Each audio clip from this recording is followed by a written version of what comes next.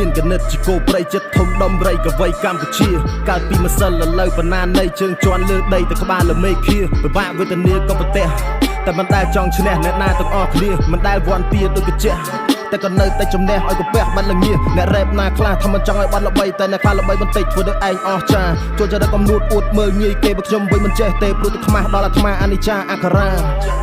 ខ្ញុំនៅតែរសារ old school for the way ហើយខ្ញុំអ្នករសេខ្ញុំអ្នកសេរីខ្ញុំអ្នកសញ្ញេខ្ញុំអ្នកសលេខ្ញុំមិនចង់ទៅដេកភ័យបើទៅតែ20ស្ដើងអាការ47នៅនឹងមាត់ដល់ឲ្យប៉ើងចូលសិល្បៈក៏មិនភ្លេចមិត្តចាស់បងប្អូនច្រើនណាស់ធ្លាប់លេងក្នុងចម្បាំង La Vida Loca ធ្វើរឿងឈួតតែសំណើចមានសំណើមតលអញ្ចឹងមិនខ្លឹមសារដូចខ្លាធំសម្បើមអញ្ចឹងមិនផឹកស្រាសញ្ញារោគខ្លាំងឲ្យទៅជុំគ្នាគឺដឹងតែសប្បាយជាតិនេះនឹងមិនរស់តោះសប្បាយចុយម្រាយបោះស្រាអាំងសាច់ឲ្យសម្រេចអ្វីដែលស្ដាយសងទីម៉ងកម្ពុជាមើលមេឃមើលផ្កាយម៉ោងការងារនៅតែផ្ចិតនៅតែផ្ចង់